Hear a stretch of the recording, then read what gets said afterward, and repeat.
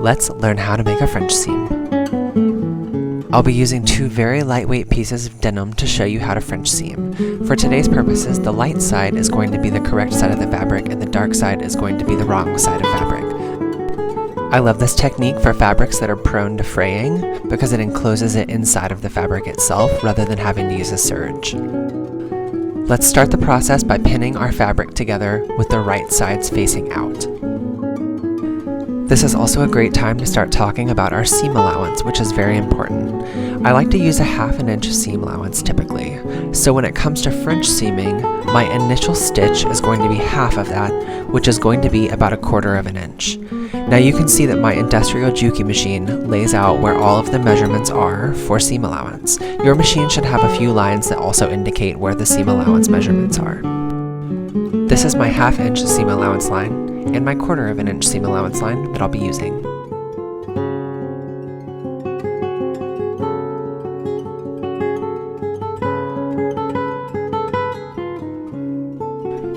When stitching, I'm just going to make sure the fabric stays right in line with that 1/4 inch mark so that I can make sure that my fabric is being sewn at 1/4 inch seam allowance to start.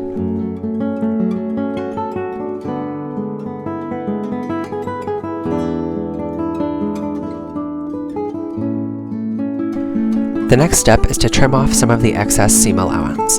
I'm going to trim about halfway between the edge of the fabric and the seam that I just stitched. It's important not to trim too close to the stitch because you want to make sure there's enough fabric so that it doesn't start to fray. A French seam basically creates a casing around the stitch to protect it so that you don't have to serge it.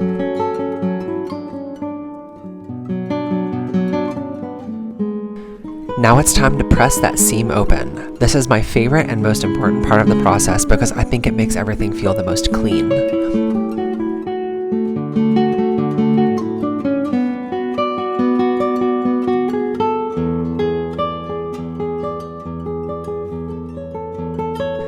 Now that I've pressed the seam nice and flat, we can then flip the fabric and we can press the seam from this side. This step is important because it makes the last step of the process really easy. And it also makes it look really clean, and I feel like that's really important when you want a nice professional looking French seam.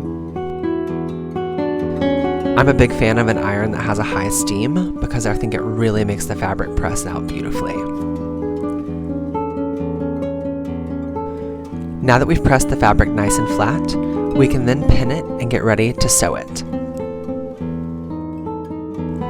At the beginning of the tutorial, I mentioned that the light sides of the fabric are going to be the good sides because it's easier to see what's happening.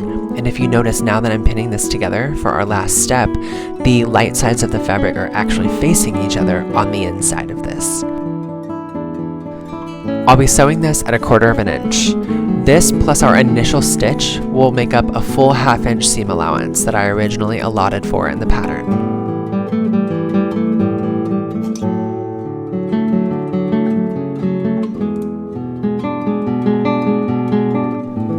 Now that I've finished the stitch, I'm going to open this up here and show you what the actual fabric looks like. This is the bad side, and this is going to be the outside of the fabric right here that everyone's going to see. Now, it's super important to press this open so that it lays nice, flat, and professional. This is a tool called an ironing ham, and it makes ironing shirts and dresses really, really simple, so it's something that I keep on hand at all times.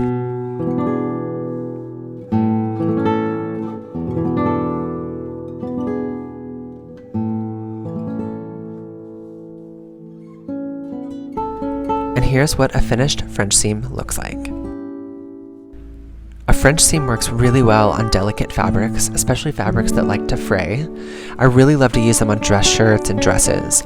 Here's an example of what it looks like on a dress shirt I made myself. You can see sometimes it just blends effortlessly into the fabric. If you liked this video, make sure you subscribe for more. I'm going to be doing more tutorials soon.